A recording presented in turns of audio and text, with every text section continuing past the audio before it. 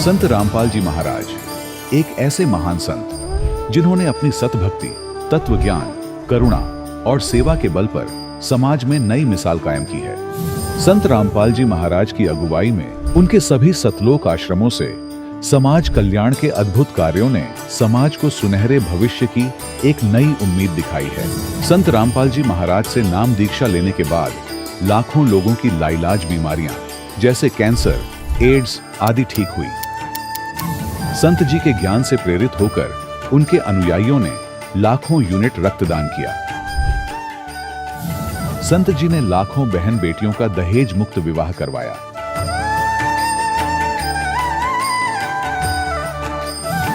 संत जी ने लाखों लोगों का नशा छुड़वाया, करोड़ों उजड़े परिवार बसे। संत जी के आश्रमों में समागम के दौरान निःशुल्क नेत्र चिकित्सा, दंत चिकित्सा प्रदान की जाती है। संत रामपाल जी महाराज द्वारा समय समय पर पर्यावरण संरक्षण के उद्देश्य से बड़े स्तर पर वृक्षारोपण किया जाता है। संत जी ने जरूरतमंदों को तत्काल राहत पहुंचाने के लिए एम्बुलेंस सेवा शुरू की। संत जी अपने अनुयायियों को देहदान के लिए प्रेरित करते हैं, जिससे मानवता की सेवा और चिकित्सा क्षेत्र में सुधार हो सके। संत रामपाल जी महाराज के सभी आश्रमों में हर रोज निःशुल्क भंडारा आयोजित किया जाता है, जहां हर वर्ग, हर जाति और हर धर्म के लोग एक साथ बैठकर भोजन करते हैं।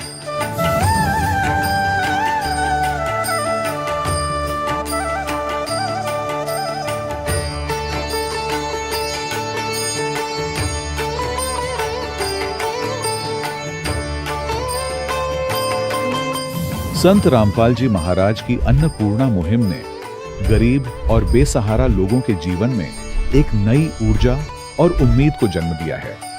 घर घर खाद्य सामग्री और जरूरी मदद पहुंचाकर संत रामपाल जी महाराज ने लोगों को दुख और मजबूरी से लड़ने की ताकत प्रदान की है।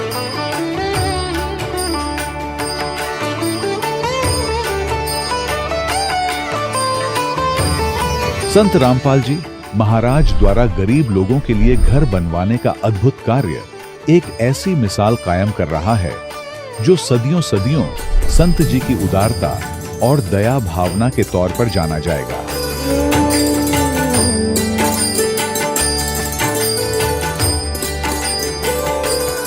संत रामपाल जी महाराज के आश्रम में हजारों बुजुर्गों को सम्मान और प्यार के साथ जीवन जीने का अवसर मिलता है।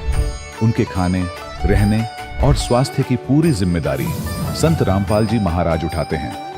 अनाथ बच्चों के लिए संत रामपाल जी महाराज के सभी आश्रम किसी वरदान से कम नहीं। यहाँ उन्हें शिक्षा, संस्कार और भविष्य के लिए बेहतर अवसर प्रदान किए जाते हैं। चाहे बाढ़ हो, भूकंप या महामारी, संत रामपाल जी महाराज और उनके अनुयायी हमेशा ही जरूरतमंदों के लिए सबसे आगे खड़े रहते हैं।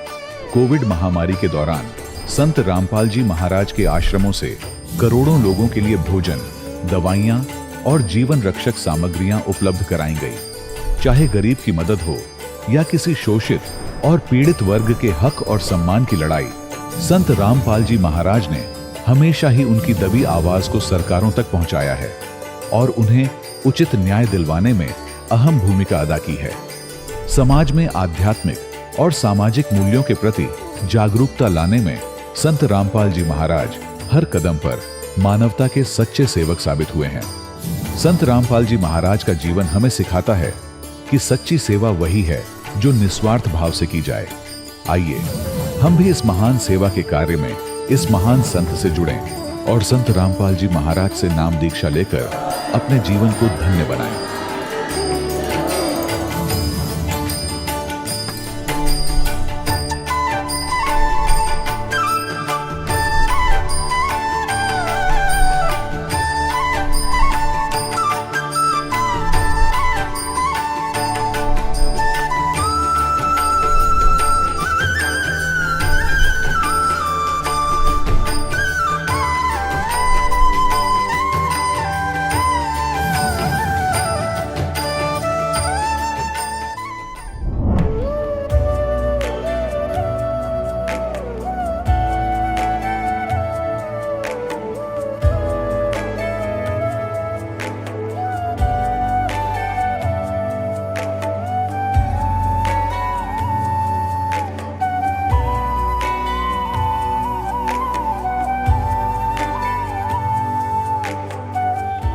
पवित्र श्रीमद् भागवत गीता, पवित्र चारों वेद, पवित्र कुरान शरीफ, पवित्र बाइबल, पवित्र गुरु ग्रंथ साहिब, पवित्र कबीर साहिब की वाणी में छुपे हुए गूढ़ रहस्य अर्थात तत्व को जानने के लिए कृपया अवश्य सुनिए जगत गुरु तत्वदर्शी संत रामपाल जी महाराज के मंगल प्रवचन। सत साहिब दर्शकों, कभी कभी जिंदगी हमें ऐसे मोड़ पर लाकर खड़ा कर देती है जहां विज्ञान और दवाइयां भी हाथ खड़े कर देती हैं और कोई समाधान नजर नहीं आता। दर्शकों, ऐसी ही कहानी थी उड़ीसा के रहने वाले विष्णुपुटा जी की। विष्णु जी की पत्नी अनेकों गंभीर बीमारियों से जूझ रही थी, जिनका इलाज डॉक्टर भी नहीं कर पा रहे थे।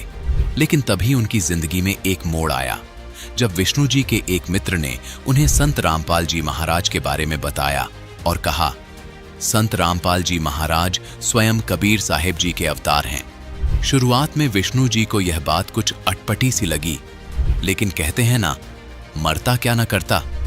आज विष्णु जी का कहना है कि मेरी पत्नी की वे बीमारियां आज मेरे लिए किसी वरदान से कम नहीं रहीं, क्योंकि उन्हीं के कारण मुझे संत रामपाल जी महाराज की शरण मिली। जब से मैंने उनसे नाम दीक्षा ली है, मेरी पत्नी की सारी बीमारियां छूमंतर हो गई हैं। अब मुझे वास्तव में समझ आया है कि इस समय पृथ्वी पर स्वयं पूर्ण परमात्मा विराजमान हैं। दर्शकों, आखिर विष्णु जी ऐसा क्यों कह रहे हैं? आखिर इसके पीछे की सच्चाई क्या है? आइए सुनते हैं विष्णु जी की कहानी उन्हीं की जुबानी। नमस्कार सर। नमस्कार सर। सर, क्या नाम है आपका? विष्णुपुटा जी। विष्णु जी, आप कहाँ से हैं? उड़ीसा कालान डिस्ट्रिक्ट से। संत रामपाल जी महाराज से नाम दीक्षा आपने कब ली? 2 नवंबर 2020 को मैं लिया था। ये जम्मू में लिया था। संत रामपाल जी महाराज से नाम दीक्षा लेने से पहले आप क्या भक्ति साधनाएं करते थे? इससे पहले जो हम ब्रह्मा विष्णु महेश शिव जी जो भी देवादेवी इसे पूजा करते हैं, वो सबको हम इसमें मानते थे। ज़्यादातर शिव जी को करते, हर सोमवार को जाके मिसास ने मेरा पानी वगैरह चढ़ाते थे। और इसी बीच में ओम शांति में भी हम जाते थे। ओम शांति में जाके मुरली पाठ वगैरह करते थे। कि जितना भी इसमें पूजा पाठ करते थे, कहीं भी हमको आराम नहीं मिला। और ये था, पहले हमको पता नहीं था कि मतलब भगवान कौन है, क्या है, इसके बारे में पता नहीं था।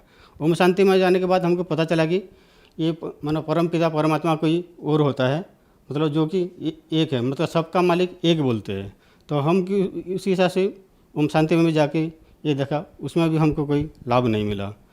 तो फिर एक दिन राजस्थान का एक, उसमें मैं ऐसे BSF से बिलोंग करता हूँ, तो हमारे एक उस्ताद जी बोले कि आप लोग तो उसमें कुछ खाते नहीं हैं, तो आप लोग ऐसे करो, ये सब प्रॉब्लम वगैरह है तो हमारे गुरुजी है वो साथ साथ साक्षात दिखाई देते हैं और आप जितना भी बीमारी है सब को दूर कर देते हैं। तो मैं बोला कौन सा ऐसे गुरुजी है, तो हमको भी बताओ।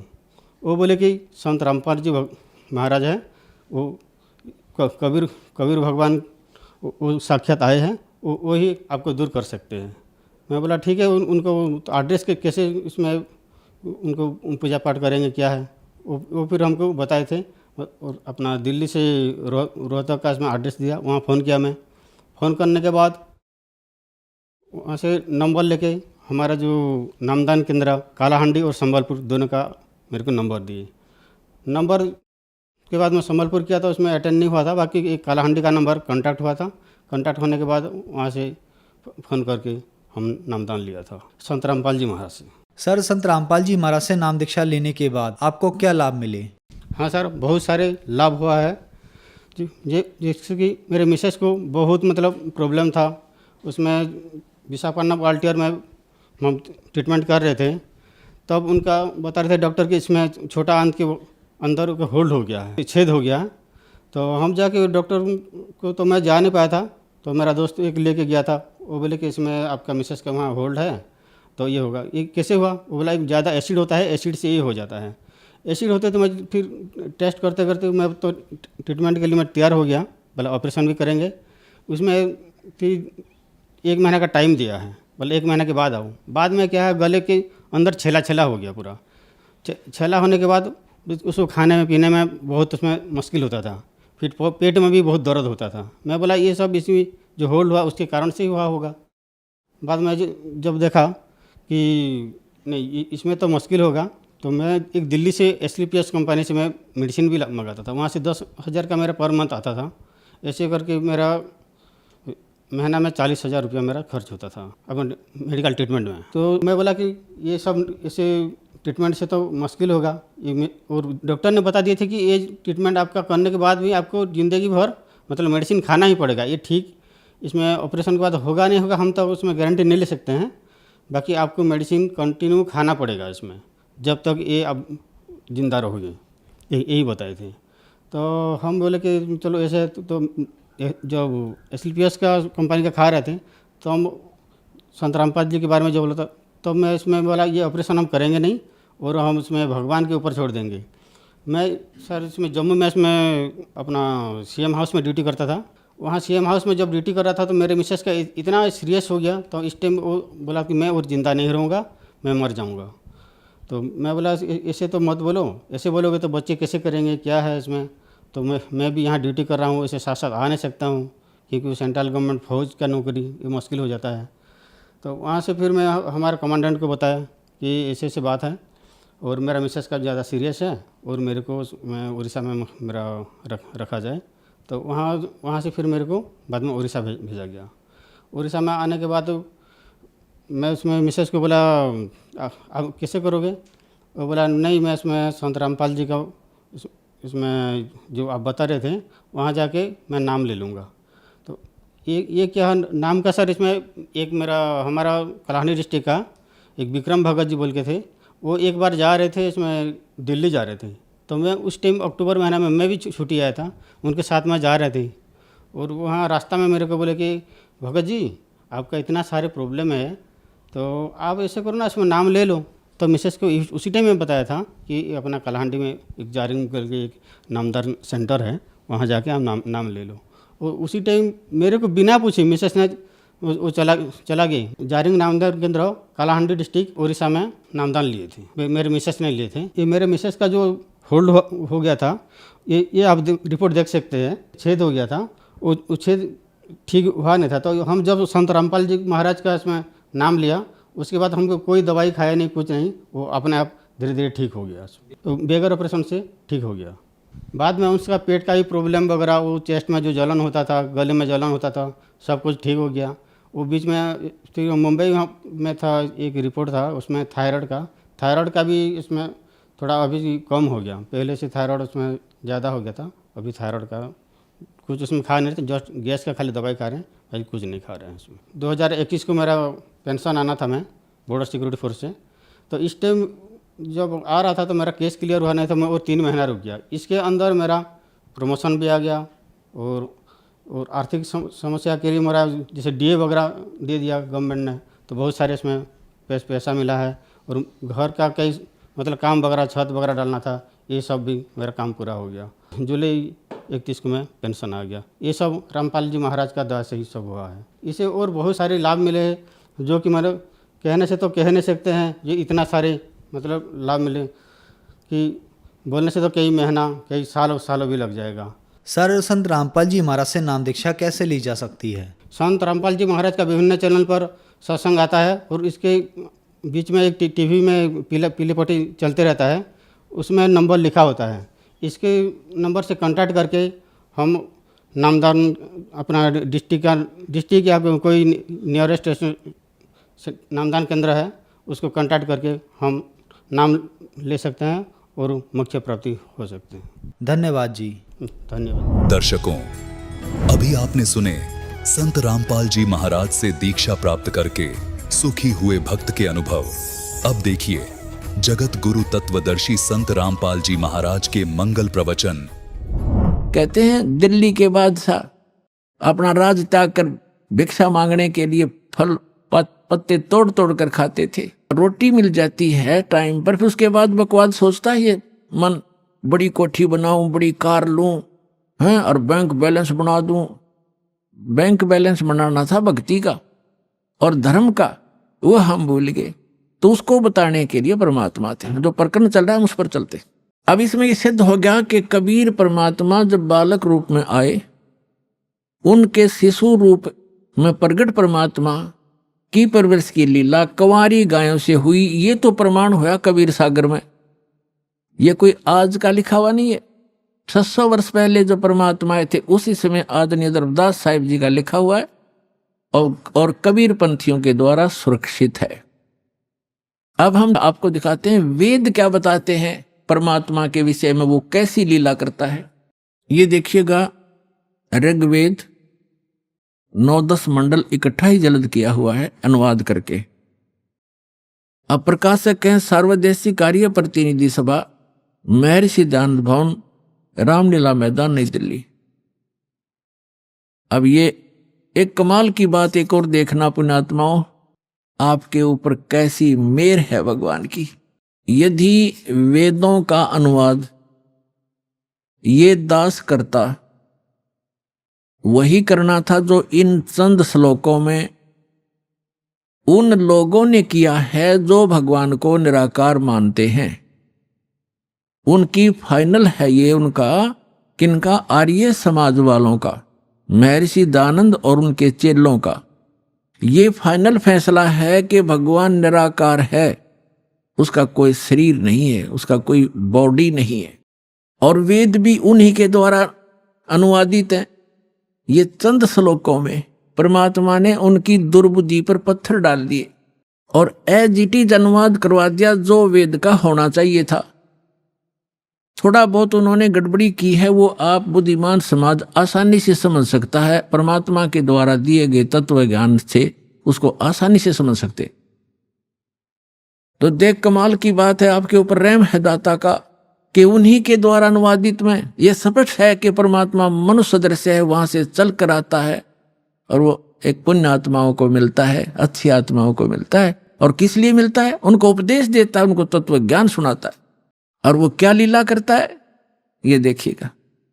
अब ये आर्य प्रतिनिधि सभा यानी महर्षि दयानंद के चेलों द्वारा अनुवादित है, जो भगवान को निराकार मानते हैं। लेकिन वास्तव में वेदों में परमात्मा नर आकार है, नर माने मनुष्य जैसा, सहशरीर है। उसका नाम कबीर है और सतलोक से चलकर आता है। वहां जहां वो रहता है निज स्थान पर, सब भुवनों प्री, सब भुवनों के ऊपर के स्थान पर तिष्ठति, वहां बैठा है भगवान, राजा के समान देखने में है। वहां से चल कर आता है, 3 प्रकार से लीला करता है। जब द्वितीय प्रकार की लीला करता है, वो एक शिशु रूप धारण करके कमल के फूल के ऊपर, जल के ऊपर विराजमान होता है, जिस कारण से वो परमात्मा नारायण कहलाता है।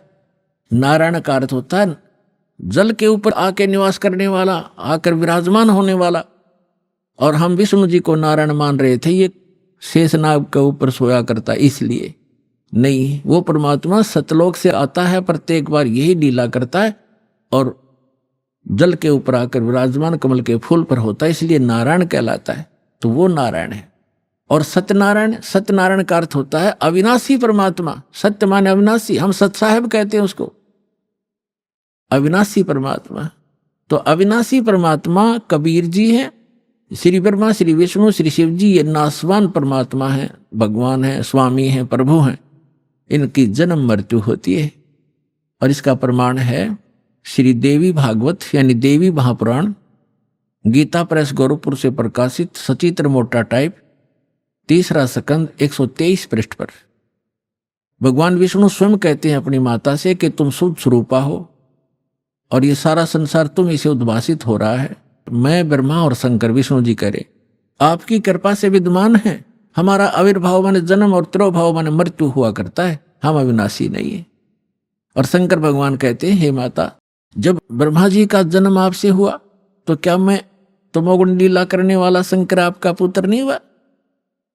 अर्थात मेरी भी आप ही जनक हैं, मैं आपका पुत्र हूं और हम केवल नियमित कार्य ही करते हैं। हम तीनों गुणों से उत्पन्न हैं, रजगुण ब्रह्मा, सतगुण विष्णु, तमगुण शिव जी, और हम केवल नियमित कार्य ही कर सकते हैं। जिसके भाग्य में जैसा है वैसा ही दे सकते, उसमें कोई परिवर्तन नहीं कर सकते। श्री देवी महापुराण ने चंद श्लोकों में इन भगवानों की पूर्ण लीला तकरीबन सती थी, क्लियर कर दी, स्पष्ट कर दिया, सारे कंसेप्ट क्लियर कर दिए। ये नासवान है, दुर्गा जी इनकी माता है, रजगुण ब्रह्मा, सतगुण विष्णु, तमगुण शिव जी यही हैं, और प्रकृति दुर्गा को कहते हैं। और ये केवल नियमित कार्य ही कर सकते। तो जो नारायण है वो परमात्मा है, वास्तव में कबीर साहब है जो ऐसी लीला करता है। अब वेदों में दिखाते हैं आपको कि जब वो परमात्मा आता है शिशु रूप धारण करके, उसमें उनके परवरिश की लीला कंवारी गायों के द्वारा होती है। ये देखो, अब हम वेद पढ़ रहे हैं, आपको दिखा रहे हैं, ये वेद हैं। अभी आपको दिखाया था, अब और देख फिर पुनः दिखाते हैं। ये कहां से प्रकाशित है? सर्वदेशी कार्य प्रतिनिधि सभा, महर्षि दानंद भवन, रामलीला मैदान, नई दिल्ली से।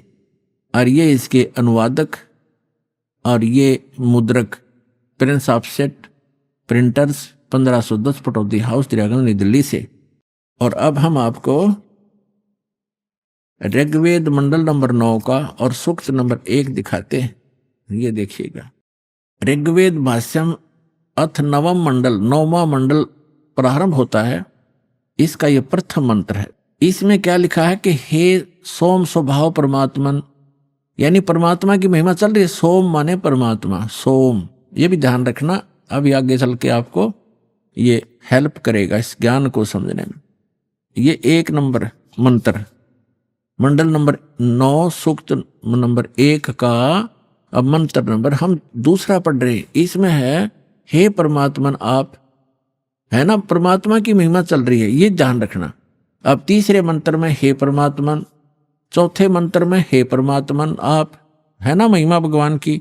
और 5वें मंत्र में हे परमात्मन आप, यानी परमात्मा की महिमा चल रही है। अब छठे मंत्र में मंडल नंबर 9 सूक्त 1 मंत्र 6, हे परमात्मन, है परमात्मा की महिमा।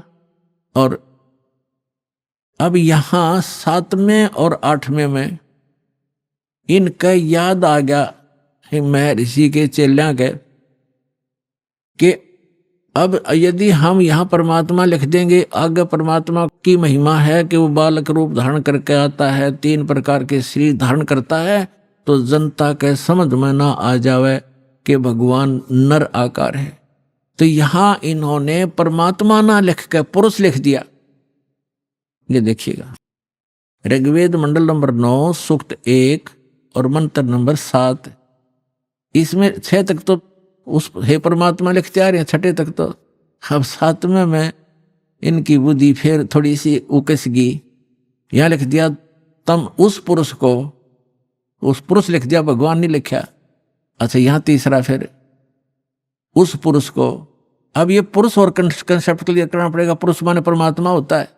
अब देखो, महर्षि दानंद के द्वारा ज्ञान दिया गया है कि परमात्मा निराकार है, और जिसको माना है आर्य समाज के व्यक्तियों ने, और पूरा विश्व ही माने बैठा है कि भगवान निराकार है। अब महर्षि दानंद को हम छोड़ देंगे क्योंकि हमने वेदों से प्रमाणित करना है कि वेद क्या कहते हैं। अब यजुर्वेद उन्हीं के द्वारा अनुवाद है, महर्षि दानंद के द्वारा। यजुर्वेद अध्याय नंबर 40 के मंत्र नंबर 15 और 17 में ये कंसेप्ट कति क्लियर हो जाएगा। जैसे वेद ज्ञान उस पूर्ण परमात्मा ने दिया, इसके अंतःकरण में फीड कर दिया, उस मालिक ने जो इसमें लिखना था वो लिख दिया ताकि हम आसानी से समझ सके। तो यहां जिसने आगे वेदों को फिर बताया है, दिया है, समझाया है, उसमें लिखा है कि वेद ज्ञान दाता ये कहता है। अब वेद ज्ञान दाता, अब ये यहां काल माना जाएगा ब्रह्म, क्योंकि इसने आगे प्रदान किए हैं और इसको भगवान उस परम पिता ने दिए हैं, इसलिए ये गॉड गिवन है। और आगे जो इसने दिया है वो इस ब्रह्म के द्वारा दिए गए, इसलिए ये ब्रह्म गिवन भी कहे जाते हैं, गीता और ये दोनों वेद। तो यहाँ 40वें अध्याय के 15वें श्लोक में ये खुद कहता है कि मेरा ते कोम नाम है, और 17वें में भी यही स्पष्ट करता है कि मेरा ते कोम नाम है। और वो परमात्मा गुप्त है, वो पुरुष माने परमात्मा पूर्ण ब्रह्म ऊपर रहता है, वो गुप्त है। ये देखना, यजुर्वेद उठा लिया, ऋग्वेद रख दिया, और महर्षि दानंद सरस्वती ये वही है। सार्वदेशी कार्य प्रतिनिधि सभा, महर्षि 2/5 महर्षि दानंद भवन, रामलीला मैदान, नई दिल्ली से। यजुर्वेद आर्य भाष्य, महर्षि दानंद सरस्वती, मुद्रक है prince offset printers 1510 Pataudi house, Triyaganj, New Delhi से। ये यहां से छपा है। यजुर्वेद का ये अंतिम अध्याय है 40वां, इसमें टोटल 40 अध्याय हैं, 40 ओनली। और इसमें 40वें अध्याय में 17 मंत्र हैं और इसमें पूरे यजुर्वेद का लगभग निष्कर्ष है। अब देखो, ये यजुर्वेद अध्याय नंबर 44, 40वां अध्याय है। 40वें अध्याय का ये 15वें मंत्र में वेद ज्ञान दाता कहता है कि वायु अनिलम अमृतम अथिदम भस्मांतम शरीरम ओम करतो समर किलबे समर करतुम समर। ओम नाम का जाप काम करते करते सिमरण करो। कलबे माने कलबलाहट के साथ, कसक के साथ एक स्मरण करो। और कर्तुम माने अपना मूल कर्तव्य जानकर मनुष्य जीवन का ओम नाम का सिमरण करो। ये तो ब्रह्म तक की साधना है। और वायु अनिलम अमृतम अथिदम भस्मांतम शरीरम। वायु यानी जब आपके प्राण समाप्त होंगे उस समय इस ओम नाम के जाप से जितना अमृतो यानी आपको जितनी गति होनी है वो मिलेगी। अब इसका प्रमाण आपने श्रीमद् भगवत गीता अध्याय नंबर 8 के श्लोक नंबर 13 में मिलेगा कि गीता ज्ञान दाता भी ये ब्रह्म ही है। श्री कृष्ण जी में प्रवेश करके बोल रहा है, ये कह रहा है कि ओम इति एकाक्षरम ब्रह्म व्यवहारण माम अनुसमरण यह प्रयाति तजन देहम स याति परमाम गतिम। माम ब्रह्म, मुझ ब्रह्म का। अब यहां ये भी कंसेप्ट क्लियर करना पड़ेगा। पुण्यात्माओं, आज तक ये लोक वेद दंत कथा सुनते सुनते हम बहरे हो गए और हम ढीठ हो गए, उस ज्ञान को कति कंप्लीट मान बैठे। जो हमने सुना वो फाइनल है। ऐसा भी भ्रमित है, कोई स्थिर नहीं है। किसी को भी कोई कुछ कह देता वो भी हाँ ठीक ऐसा भी है, ऐसा भी है, क्योंकि हम स्वयं अपने सदग्रंथों से परिचित नहीं। और दास का उद्देश्य है कि आपको अपने ही सदग्रंथों से परिचित करा के इनका मास्टर बना दूं ताकि आप भ्रमित ना हो। जैसे श्रीमद् भगवत गीता अध्याय नंबर 2 के श्लोक नंबर 53 में कहा कि अर्जुन, जब भिन्न भिन्न प्रकार के भ्रमित करने वाले वचनों से ज्ञान से आपकी बुद्धि हटकर एक परमात्म ज्ञान पर स्थिर हो जाएगी, उस परमात्मा के ज्ञान पर स्थिर हो जाएगी, तब तू योग को प्राप्त होगा, तब तो तू भगत बनेगा यानी भक्ति योग्य होगा। तो जब तक आप भ्रमित हैं, कोई कुछ कह देता वो भी ठीक, वो कहता वो भी ठीक, तो तब तक आप भक्त नहीं बन सकते, आप सफल नहीं हो सकते। तो दास चाहता कि आपकी ये सारी भ्रमणा और अज्ञान मिटा कर एक परमात्म उस तत्व ज्ञान पर स्थिर कर दूं, जिसके लिए आपको परमात्मा ने शिक्षित बनाया, आपके ऊपर रहम किया। और दूसरा रहम ये किया कि ये इंस्ट्रूमेंट, ये उपकरण बनवा दिए इलेक्ट्रॉनिक, ये प्रोजेक्टर, सीडी, टेलीविजन मीडिया, जो इलेक्ट्रॉनिक मीडिया, ये आपके लिए तैयार करवाया परमात्मा ने कि आज घर बैठे आप सत्संग समझ सकते हो, वेदों को जान सकते हो और सभी सदग्रंथों को आप समझ सकते हो। और जब तक आप स्वयं अपनी आंखों से सदग्रंथों को नहीं देखोगे, नहीं जानोगे, तो ये काल के जितने भी भ्रमित करने वाले संत भेजे गए हैं, ये आपको ऐसे ही मिसगाइड करके उद्देश्य से वंचित कर देंगे। तो अब दास चाहता है कि इनकी दाल नहीं गलेगी। आप शिक्षित हैं, बेटा बेटी भाई बहन सब शिक्षित हैं और सदग्रंथ हमारे पास है। तो अब एक ये समझो कि आपका जीवन का उद्देश्य क्या है, ये समझ में आओगा सत्संग से। जीवन, मनुष्य जीवन का उद्देश्य केवल मोक्ष कराना है, या कोठी बनाना, बंगले बनाना, कार खरीद कर रख देना, ये नहीं है। ये तो एडिशनल है, बाई प्रोडक्ट है भक्ति का, जो दास आपको भक्ति देगा परमात्मा की दी हुई। इस साधना से आप जो सुख वैसे सारा जीवन खोजने में लगे रहते हो, प्राप्त करने में, वो नहीं मिलते। तो इस भक्ति का वो बाई प्रोडक्ट है, वो तो आपको वैसे ही मिलेंगे। जैसे किसान गेहूं बीजता है, उसका उद्देश्य भूस बनाना नहीं होता, उसका उद्देश्य कनक लेना होता ताकि जीवन रक्षा हो। और भूस तो अपने आप बन जाता है, भूस तो अपने आप बनता हो, तो बनेगा ही बनेगा। तो दास जो आपको शास्त्र अनुकूल साधना बता रहा है, उससे संसारिक सुख तो अपने आप होंगे ही होंगे, आप मांगो चाहे मत मांगो। ये तो एक ऐसा साधन ऐसा है। तो इसलिए आप जी को सब सदग्रंथों से परिचित कराना अनिवार्य है। अब ये जो यजुर्वेद अध्याय नंबर 40 के मंत्र नंबर 15 और 17 को समझने के लिए ये श्रीमद् भगवत गीता आपका घना सहयोग देगी, क्योंकि श्रीमद् भगवत गीता चारों वेदों का सारांश है और सिंपल लैंग्वेज में है, वेदों से भी सिंपल लैंग्वेज में है ये। तो इससे हम देखेंगे, देखिएगा, ये श्रीमद् भगवत गीता गीता प्रेस गोरखपुर से प्रकाशित, इस जयदयाल गोविंद का इसके अनुवादक हैं, गीता प्रेस गोरखपुर से ये प्रकाशित है। अब आपको दिखाते हैं 8वें अध्याय का 13वां श्लोक, ये देखिएगा। और श्रीमद् भगवत गीता अध्याय नंबर 8 और श्लोक नंबर ये 13 है। हम संस्कृत पढ़ेंगे, हम पढ़े हैं, शिक्षित हैं, हम पढ़े लिखे हैं। ओम इति एकाक्षरम ब्रह्म व्यवहारण माम अनुसमरण ये प्रियाति तदंदेहम स याति परमाम गतिम।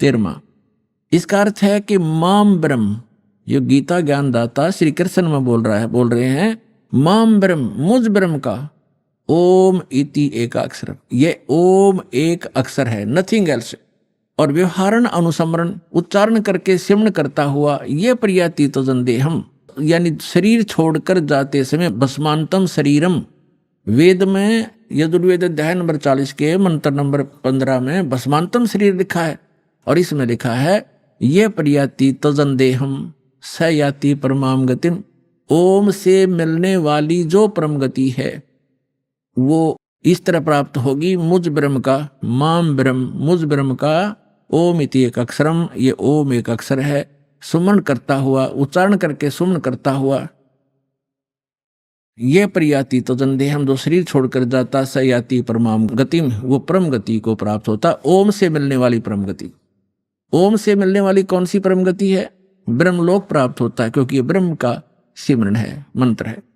और 8वें अध्याय के 16वें श्लोक में गीता जी में लिखा है कि ब्रह्मलोक में गए हुए प्राणी भी पुनर्जन्म मृत्यु में आते हैं, वो भी पूर्ण मोक्ष प्राप्त नहीं करते। लेकिन ये कंसेप्ट जो आज इतना ही क्लियर करना था कि ये ओम मंत्र ये ब्रह्म का है।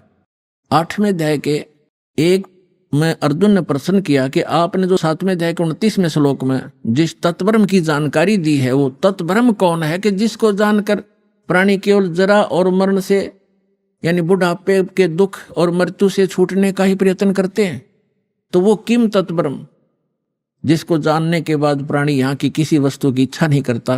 गीता ज्ञानदाता ने 8वें अध्याय के 3रे श्लोक में कहा कि वो परम अक्षर ब्रह्म है, वो तो परम अक्षर ब्रह्म है, यानी गीता ज्ञानदाता से अन्य, वो सुप्रीम पावर है। श्रीमद् भगवत गीता अध्याय नंबर 15 के श्लोक 1 से लेकर 4 में, 16 और 17 में स्पष्ट किया हुआ है। इन पूरे ब्रह्मांड की एक स्थिति बताई है कि उल्टा लटका हुआ संसार रूपी वृक्ष है, ऊपर को जो जड़ है वो तो पूर्ण परमात्मा है, सबका धारण पोषण करने वाला, वो परम अक्षर ब्रह्म है। और वो जड़ तो प्रोक्ष है, गुप्त है, हिडन है, छुपी हुई है, और बाहर जो दिखाई देता वो वृक्ष कहलाता है। तो परमात्मा ने खुद आकर अपनी वाणी में बोला है, अक्षर पुरुष एक पेड़ है, और सरपुरुष यानी ज्योति निरंजन वाकी डार, और तीनों देवा शाखा हैं, ये पात रूप संसार। और पेड़ जो जड़ है वो गुप्त है, तो जो जमीन से बाहर दिखाई देता तना उसको अक्षर पुरुष समझो, आगे उसके मोटी डार निकलती है उसको सरपुरुष समझो, उसके 3 शाखाएं हैं, रजगुण ब्रह्मा सतगुण विष्णु तमगुण शिव जी रूपी, ये शाखाएं समझो, और पात रूप हम सब संसार समझो। तो वृक्ष का पालन कहाँ से होता है? मूल से, जड़ से। तो श्रीमद् भगवत गीता अध्याय नंबर 15 के श्लोक 1 से लेकर 4 में और 16 और 17 मंत्र में यह स्पष्ट किया गया है कि तत्वदर्शी संत की पहचान भी बताई है कि तत्वदर्शी संत वो होगा जो इस उल्टे लटके हुए संसार रूपी वृक्ष के सभी विभागों को भिन्न भिन्न बता देगा। तो दास पर दया, ये पहले तो परमात्मा आए थे, तत्वदर्शी संत की भूमिका भी वही करके जाते हैं, इसलिए वो एक प्रसिद्ध कवि भी कहलाते हैं, लोकोक्तियों के माध्यम से, कविताओं के माध्यम से ज्ञान सुनाते हैं। तो उन्होंने 600 वर्ष पहले बताया था अक्षर पुरुष एक पेड़ है, और सरपुरुष वाकी डार, और तीनों देवा शाखा हैं, ये पात रूप संसार। अब वो जड़ कौन बताओगा? जड़ तो उन्होंने गुप्त छोड़ दी, इस दास को भेजा कि वो जड़ कौन है? वो कबीर साहब है, वो परम अक्षर ब्रह्म है, वो मूल।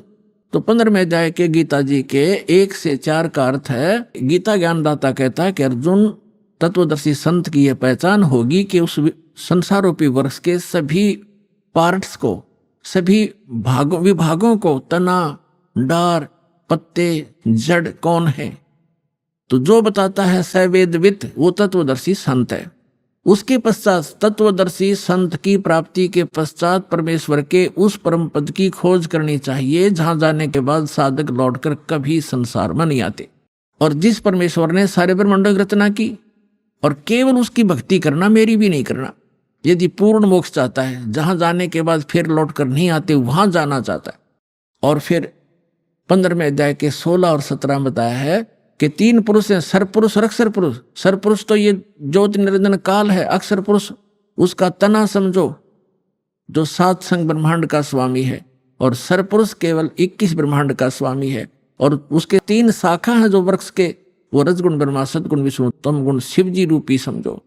और फिर बताया है 15वें अध्याय के 17वें श्लोक में कि उत्तम पुरुष है तू अन्य परमात्मा इति उदाहरते। उत्तम पुरुष तो कोई और है, जिसको भगवान कहते हैं, परमात्मा कहते हैं, वही तीनों लोकों में प्रवेश करके सबका धारण पोषण करता है। अवय ईश्वर है, वो अविनाशी परमेश्वर है।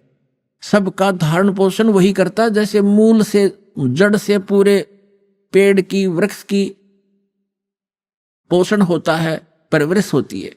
तो यहां ये स्पष्ट किया। और कई आपको भ्रमित कर देंगे कि गीता अध्याय नंबर 15 के श्लोक नंबर 18 में गीता ज्ञानदाता कहता है कि मैं लोक वेद में पुरुषोत्तम प्रसिद्ध हूं। तो पुण्यात्माओं, वहां ये क्या कहता है कि मेरे अंतर्गत जितने भी प्राणी हैं 21 ब्रह्मांड में, इनसे मैं श्रेष्ठ हूं, इनसे मजबूत हूं, इनसे बलवान हूं, ताकतवर हूं, बुद्धिमान हूं।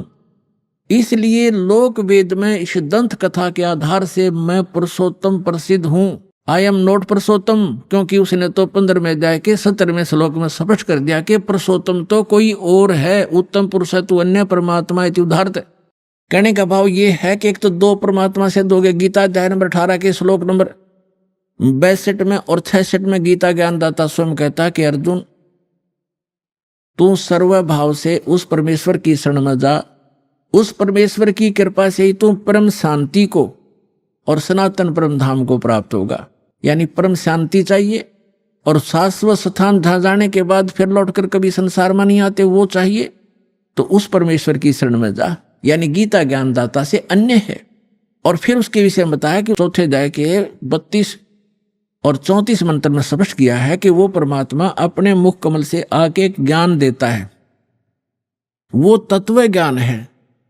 उसके मुख कमल से बोलेगी वाणी में, सच्चिदानंद घन ब्रह्म की वाणी में, वो यज्ञों की जानकारी यानी धार्मिक अनुष्ठानों की जानकारी विस्तार से कही गई है। वो तत्व ज्ञान है। उस तत्व ज्ञान को तो तत्वदर्शी संतों से पूछ, मैं नहीं जानता। यदि जानता होता गीता ज्ञानदाता तो एक अध्याय और बना देता। इसलिए उसने कह दिया है कि तत्वदर्शी संतों से पूछो। फिर बताया है कि तत्वदर्शी संत की प्राप्ति के उपरांत 15वें अध्याय के 4थे श्लोक में परमेश्वर के उस परम पद की खोज करनी चाहिए, जहां जाने के बाद साधक फिर लौटकर संसार में कभी नहीं आते। फिर 17वें अध्याय के 23वें श्लोक में उस परमेश्वर को पाने की, उस शाश्वत स्थान को पाने की, उस परम धाम को पाने की विधि बताई है। ओम तत्सत इति निर्देश ब्रह्मण त्रिविध समर्थ है। उस सच्चिदानंद घन ब्रह्म के पाने का इस 3 मंत्र के जाप का निर्देश है, फाइनल फैसला है, नथिंग एल्स। तो गीता ज्ञानदाता ने अपना नाम तो ओम स्पष्ट कर ही दिया। तत् और सत ये सांकेतिक हैं, ये तत्वदर्शी संत के लिए छोड़ दिए। तो वो तत्वदर्शी संत ये रामपाल दास सतलोक आश्रम में है, इसके पास वो कंप्लीट कोर्स है।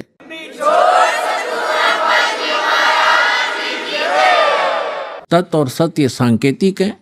तत् ये अक्षर पुरुष का मंत्र है, ये अन्य मंत्र है, तत् नहीं है, अन्य मंत्र है। और सत ये परम अक्षर ब्रह्म का मंत्र है, जाप है, वो अन्य मंत्र है। उसको सार शब्द भी कहते हैं, सार नाम भी कहते, आदि नाम भी कहते। तो ये कंप्लीट कोर्स है उस परमेश्वर के पाने का। और वो कंप्लीट कोर्स उस तत्व ज्ञान के अंदर है जो परमात्मा ने स्वयं आकर बोला है। उसमें कंप्लीट ज्ञान है, कंप्लीट कोर्स है। प्रथम मंत्र सतनाम, फिर सार नाम, इससे मोक्ष होगा। वो साधना इन वेदों में नहीं है। वेदों में परमात्मा की महिमा है।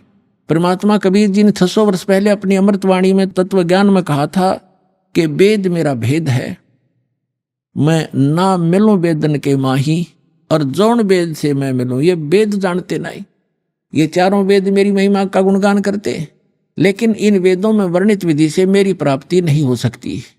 और जिस ज्ञान से, जिस वेद से, उस तत्व वेद से मैं मिलूं, वो ज्ञान इन वेदों में नहीं। ये वेद जानते नहीं, वेद मेरा भेद है, मैं ना मिलूं वेदन के माही, और जौन वेद से मैं मिलूं, ये वेद जानते नहीं। उसको बताने के लिए स्वयं परमात्मा आते। तो हमारा जो प्रसंग चल रहा है, हमने पुरुष को सिद्ध करना, पुरुष माने परमात्मा। ये देखिएगा, श्रीमद् भगवत गीता रख दी, यजुर्वेद उठा लिया, और ये महर्षि दयानंद सरस्वती द्वारा ही अनुवादित है। ये यहां से प्रकाशित है, ये वही वाला है जो हम पढ़ रहे थे अभी थोड़ी देर पहले, ये वही वाला है। हम 4400 अध्याय पढ़ रहे हैं, 40वां अध्याय यजुर्वेद का। 15वें श्लोक में हमने पढ़ा है ओम करतो समर कलवे समर करतो समर। ये तो पढ़ लिया कि ओम नाम का जाप काम करते करते श्रवण करो, विशेष कसक के साथ श्रवण करो, मनुष्य जीवन का प्रथम कर्तव्य जानकर श्रवण करो। वायु अनिलम अमृतम अथ ईदम भस्मांतम शरीरम। शरीर भस्म होने पर, नष्ट होने पर, छोड़ने के समय, जब आपकी जो वायु है, प्राण, आपके जो जीव है, उसमें इतना अमृतव हो जाएगा कि वो जो ओम से होता है। अब हम यहां आते हैं 4400 अध्याय 40 में जाएगा 17वें श्लोक में, ये 17वां मंत्र है। इसमें लिखा है हे मनुष्यों, जैसे ज्योत स्वरूप रक्षक मुझसे, गीता वेद ज्ञान दाता कहता है, मुझसे अविनाशी यथार्थ कारण के आच्छादित मुख के तुल्य उत्तम अंग का प्रकाश किया जाता है, या किया जाता है आना चाहिए। और वह प्राण व सूर्य लोक में पुरुष है। ये पुरुष शब्द है संस्कृत में, पुरुष माने पूर्ण परमात्मा। हमने पुरुष सिद्ध करना था यहां से, पुरुष माने पूर्ण परमात्मा। एक तो ये खुद कहता है कि मैं ज्ञान दे रहा हूं, हे मनुष्य, क्योंकि ज्योत स्वरूपी रक्षक मुझसे, ये ज्योत स्वरूपित है काल, मुझसे जो अविनाशी यथार्थ कारण के आच्छादित मुख के तुल्य उत्तम अंग का प्रकाश किया जाता है, यानी ज्ञान दिया जा रहा है। जो वह वेद ज्ञान दाता कह रहा है कि जो वह प्राण व सूर्य मंडल में पूर्ण परमात्मा है, वह तो प्रोक्ष है, वह तो प्रोक्ष है। यहां है लिखना था अहम, यू कहता अहम, यह है असो सो असो अहम। ओम खम ब्रह्म, खम माने ब्रह्मलोक, दिव्य आकाश रूप, ब्रह्मलोक रूपी दिव्य आकाश में ब्रह्म रहता है, और ये मेरा ओम नाम है। अहम, अहम माने मैं आकाश के तुल्य व्यापक ब्रह्म, ब्रह्म ना लिखा, मैं ब्रह्म हूं, और मेरा ओम नाम, मैं उसका ओम सबका रक्षक जो मैं उसका ऐसा नाम जानो। ऐसा कि ओम लिखना था, मेरा ये ओम नाम जानो। ये आधाड़ंगा डाया इसने, तो इसे सिद्ध हो गया कि वेद ज्ञान दाता कह रहा है कि मेरा तो ओम नाम है। वो परमात्मा, पुरुष माने पूर्ण परमात्मा तो गुप्त है, वो अन्य है, वो प्रोक्ष है। तो यहां अब हम आते हैं ऋग्वेद मंडल नंबर 9 और सूक्त नंबर 1 के मंत्र नंबर 8 और 9 को स्पष्ट करेंगे। पहले तो हमने पुरुष का अर्थ इन्हीं के इन इंजीनियरों से लेना पड़ेगा, क्योंकि नहीं तो ये बता देंगे आपको पुरुष माने आदमी हो से, क्योंकि परमात्मा भी मनुष्य जैसा है, इसलिए प्रथम पुरुष वही है, सेकंड हम पुरुष हैं, मनुष्य। अभी आपने सुने संत रामपाल जी महाराज के मंगल प्रवचन। आइए अब सुनते हैं संत रामपाल जी महाराज से नाम दीक्षा लेकर सतभक्ति करके अद्भुत लाभ प्राप्त करने वाले अनुयायी के विचार। दर्शकों, जरा सोचिए कि जो डॉक्टर अन्य लोगों का उपचार करता हो, उन्हें रोगों की दवाइयां देता हो, वह खुद ही किसी ऐसे रोग से ग्रस्त हो जाए कि उसकी सारी उम्मीदें टूट जाएं, तो क्या हो? दर्शकों, ऐसी ही कहानी थी उत्तराखंड के रहने वाले डॉक्टर जोगेंद्र जी की। डॉक्टर होने के बावजूद जोगेंद्र जी अपनी ही बीमारियों का उपचार नहीं कर सके।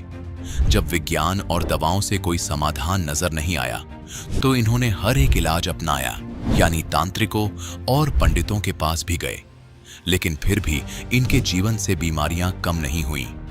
लेकिन दर्शकों, आज जोगेंद्र जी का कहना है कि जब से मैंने संत रामपाल जी महाराज की शरण ग्रहण की है, तब से मेरा जीवन पूरी तरह से बदल गया है। जिन बीमारियों को ठीक करने में मैं खुद असमर्थ था, वो आज संत रामपाल जी महाराज की कृपा से पूरी तरह से ठीक हो गई हैं। दर्शकों, यहाँ पर सवाल उठता है कि संत रामपाल जी महाराज के पास ऐसा क्या है जो विज्ञान से भी परे है। आखिर उनकी बताई हुई भक्ति साधना में ऐसी क्या शक्ति है कि लोगों के असाध्य रोग भी ठीक हो रहे हैं। आइए जानते हैं कि आखिर इसके पीछे की सच्चाई क्या है। सुनते हैं जोगेंद्र जी की कहानी उन्हीं की जुबानी। नमस्कार सर। सर साहिब जी। सर, क्या नाम है आपका? डॉक्टर जोगेंद्र दास है जी। जोगेंद्र जी, आप कहाँ से हैं? काशीपुर उत्तराखंड से जी। जोगेंद्र जी, संत रामपाल जी महाराज से नाम दीक्षा आपने कब ली? 2013 में सतगुरु रामपाल जी महाराज जी ने दया करी जी, उनके चरणों में जाके नाम दीक्षा ली जी। जोगेंद्र जी, क्या क्या भक्ति साधनाएं की हैं आपने? कृपया हमारे दर्शकों को बताएं। वैसे तो हम शुरू से ही धार्मिक प्रवृत्ति के थे। हमारे पिताजी भी काफ़ी संतों की संगति करते थे। कबीर पंथ से जुड़े हुए थे हम लोग। लेकिन कबीर परमात्मा को वो सतगुरु बताते थे, परमात्मा नहीं बताते थे। अभी सतगुरु रामपाल जी महाराज जी का ज्ञान सुनने से, सत्संग देखने से हमें पता लगा कि कबीर साहब जी पूर्ण परमात्मा, पूर्ण ब्रह्म है। और शारीरिक रोग था मेरे को, पहले से मैं काफ़ी बीमार रहता था। 10-15 साल से मेरे को शारीरिक रोग था। बीमारी के कारण मेरा वज़न भी बहुत कम था, 45-46 किलो का वज़न था कुल। और सभी जगह मैं अपने रोग को लेके, निवारण के लेके धक्के खा चुका था। सभी जगह से दुखी हो चुका था। दुखों का पहाड़ टूटा हुआ था, ये मान लीजिए आप। सर, फिर आप संत रामपाल जी महाराज जी की शरण में कैसे आए?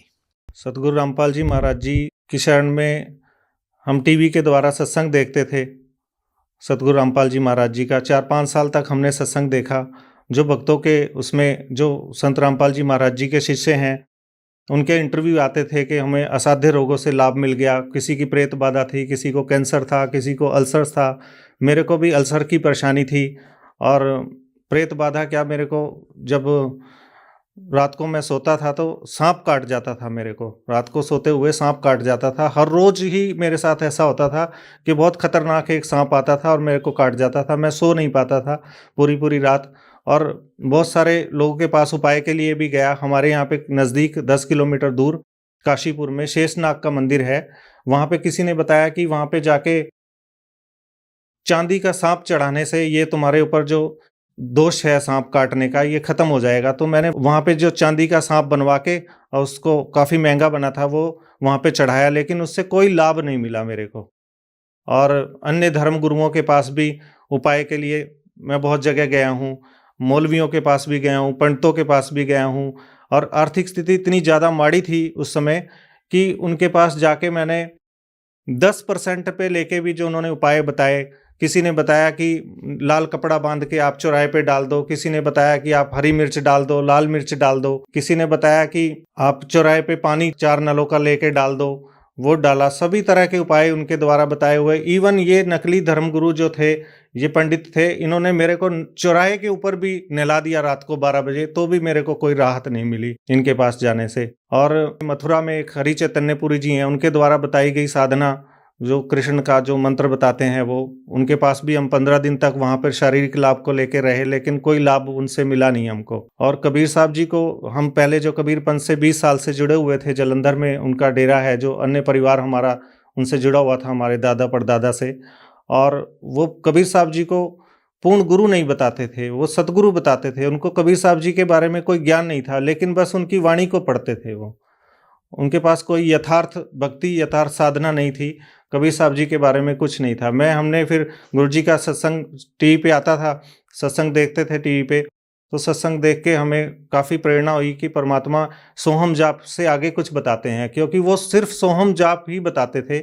और सोहम जाप से ऊपर भी कोई साधना है, इससे बढ़ के भी ऊपर कोई साधना है। जैसे गुरुजी 2 मंत्र का सतनाम जाप टीवी पे बताते हैं संत रामपाल जी महाराज जी। तो ये हुआ कि आगे का रास्ता, आगे का मार्ग भी वहाँ पे जाने से मिल सकता है। और शारीरिक रोग को लेके भी बहुत ज़्यादा परेशान थे। तो हमें एक उम्मीद जागी कि सतगुरु रामपाल जी महाराज जी ही ऐसे एक संत हैं जहाँ पे हमारी इस समस्या का निवारण हो सकता है। तो हम सतगुरु रामपाल जी महाराज जी से नाम लेने के लिए तैयार हुए। एक दोस्त को तैयार किया मैंने, ट्रेन से रिजर्वेशन कराया और काल ने ऐसी परीक्षा ली हमारी वहाँ पे जाने के लिए। जब मैं दिल्ली पहुँचा तो दिल्ली जाके वहाँ पे बहुत सारे शारीरिक समस्या ऐसी काल ने डाल दी कि ऐसे लग रहा था कि अब मैं जा ही नहीं पाऊँगा आश्रम में। वहाँ पे जाके मेरे को लूज मोशन हो गए, उल्टी हो गई और स्टेशन में ऐसे ही नीचे लेट गया। और दोस्त मेरा बोला कि अब हम घर वापस जाते हैं या आपको किसी हॉस्पिटल में एडमिट करा देता हूँ। मैंने अपनी मिसेज को घर पे फ़ोन किया तो उसने ये कहा कि आप हमेशा तो दुखी रहते हो, सभी जगह जाके थक चुके हैं हम लोग, और आप ऐसा करो, जो होना है वो तो होना ही है, ये एक दिन मौत तो निश्चित आनी है, आपके हालात तो ऐसे हो रहे हैं, आप ऐसा करो आप चले ही जाओ। तो मैंने अपने दोस्त से कहा, थोड़ी हिम्मत बंधी, मेरी मिसेज ने बांधी तो हम लोग वहाँ पे फिर चले गए। मेरे दोस्त ने मेरे को उठा के, आप सच जानना कि दोस्त ने उठा के ऐसे जैसे बेहोशी अवस्था में होता है, ऐसी अवस्था में दोस्त ने उठा के मेरे को ट्रेन के डिब्बे में डाल दिया और मैं जाके वहाँ पे बरवाला उतर गया और वहाँ पे सतगुरु रामपाल जी महाराज जी के आश्रम में पहुँचा। तो वहाँ पे पहुँचने के बाद मैंने, भक्तों ने वहाँ पे देखा कि बहुत सारे मैंने गांडे तवीज़ पहने हुए थे हाथों में और सारी उंगलियों में अंगूठी पहनी हुई थी।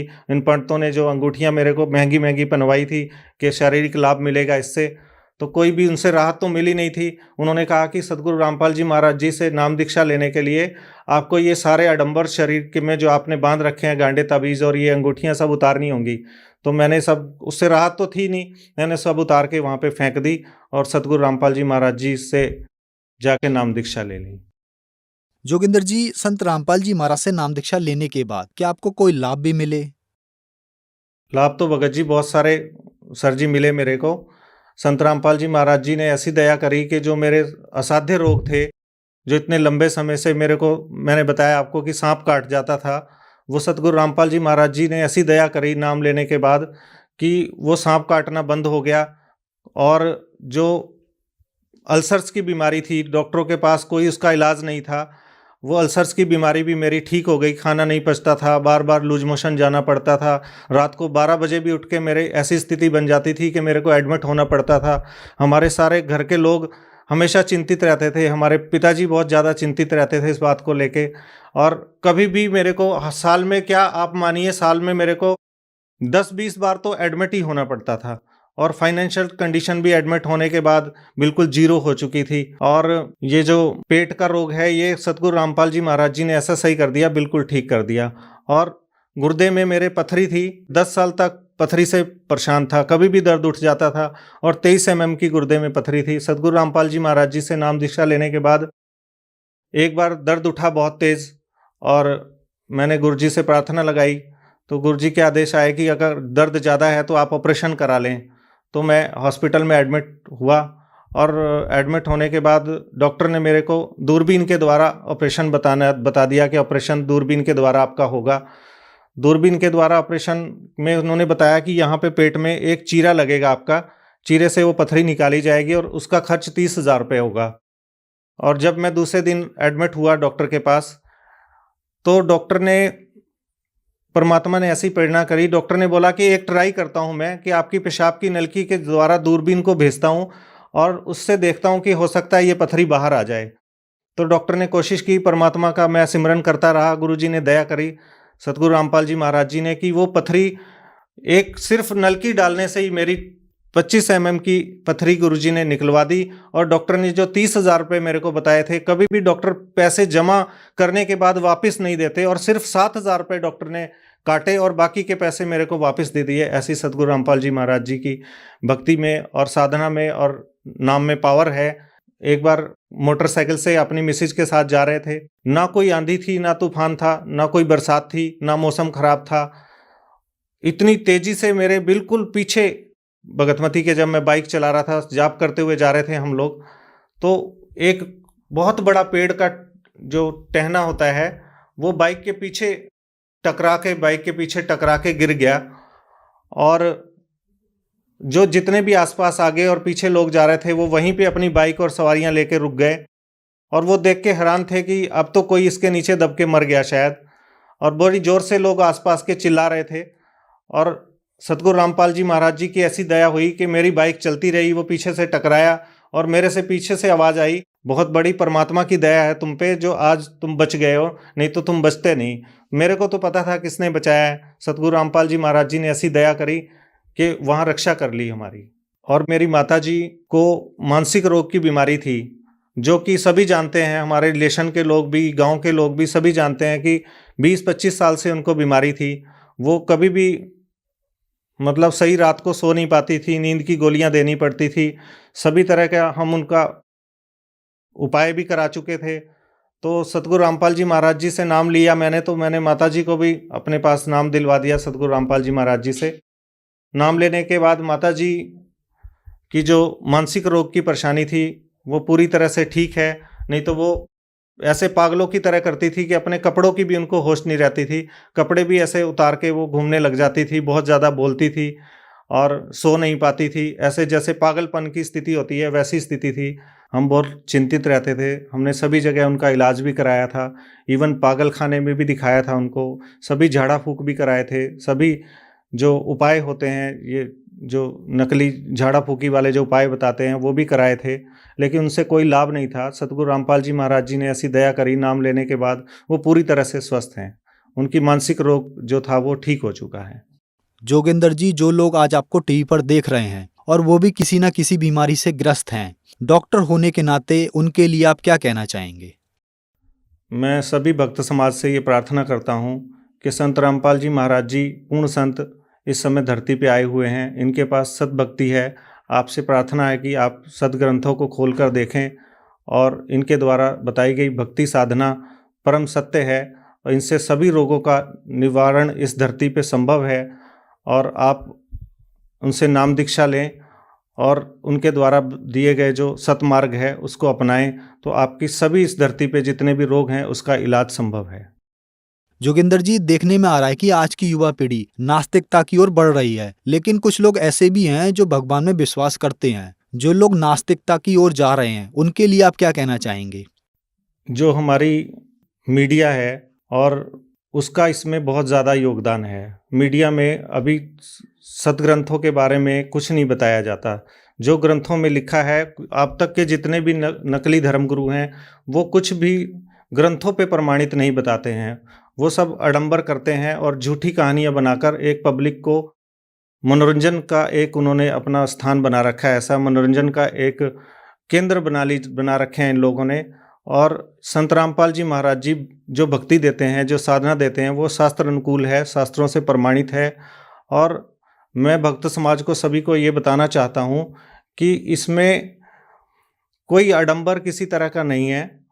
और आज की जो साइंस है वो साइंस सब इसकी भक्ति के आगे फेल है। जो हमारी युवा पीढ़ी आज नास्तिकता की ओर जा रही है उनको कोई सद्भक्ति मिली नहीं, इसलिए कोई आध्यात्मिक लाभ उनको मिला नहीं। ना उनके रोगों का निवारण हुआ, ना उनको कोई आध्यात्मिक लाभ मिला, ना उनके पास कोई मोक्ष का मार्ग है अन्य धर्म गुरुओं के पास। तो इसलिए वो नास्तिकता की ओर चली गई। उनको लगता है कि इस धरती पे कोई भगवान नहीं है जो हमें लाभ दे सके या हमारे दुखों का निवारण कर सके। सतगुरु रामपाल जी महाराज जी शास्त्र अनुकूल भक्ति बताते हैं। इसके द्वारा अगर वो ज्ञान को समझेंगे और सतग्रंथों के प्रमाण को देखेंगे, उनके गुरुजी के सत्संगों को देखेंगे, तो उनको खुद ही ये पता लग जाएगा कि परमात्मा की पावर ऐसी है जिससे सभी रोगों का निवारण हो सकता है। और परमात्मा की पावर ऐसी है जो हमें सतमार्ग और मोक्ष का मार्ग दिलवा सकती है। जोगिंदर जी, संत रामपाल जी महाराज से नाम दीक्षा कैसे ली जा सकती है? विभिन्न चैनलों पर सतगुरु रामपाल जी महाराज जी का सत्संग आता है और वहाँ पे एक पट्टी चलती है सत्संग में। उसमें आप फ़ोन मिलाकर नंबरों के द्वारा सतगुरु रामपाल जी महाराज जी का पूरे वर्ल्ड में नाम दीक्षा केंद्र खुले हुए हैं, उनसे आप संपर्क करके नामदान केंद्रों का एड्रेस पूछ के और नाम दीक्षा ले सकते हैं। डॉक्टर जोगिंदर जी, हमारे चैनल पर अपने अनुभव बताने के लिए आपका बहुत बहुत धन्यवाद। साथ साहब जी।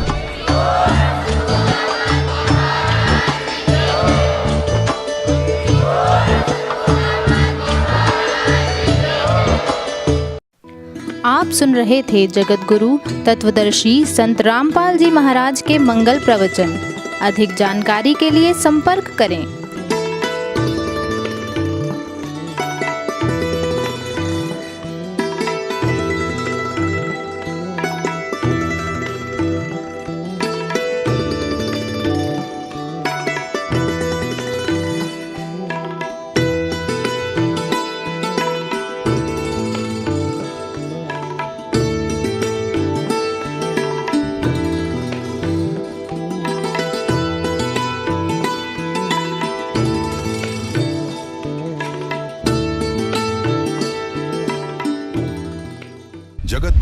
तत्वदर्शी संत रामपाल जी महाराज जी के पावन सानिध्य में भक्ति की अलख जगाने तथा श्रद्धालुओं को सत्य भक्ति मार्ग का रास्ता दिखाने हेतु कनाडा के लोकप्रिय channel the TV NRI channel पर जगत गुरु तत्वदर्शी संत रामपाल जी महाराज जी के मंगल प्रवचनों का प्रसारण प्रतिदिन सुबह 7:30 बजे से 8:30 बजे तक तथा रात्रि 7:30 बजे से 8:30 बजे तक किया जा रहा है। इस सत्य भक्ति मार्ग को अपनाने के लिए अधिक से अधिक सत्संग प्रसारण देखें। इस सत्संग प्रवचन का सीधा प्रसारण संत रामपाल जी महाराज लाइव सत्संग YouTube चैनल और जगत गुरु संत रामपाल जी महाराज Facebook पेज पर भी देख सकते हैं।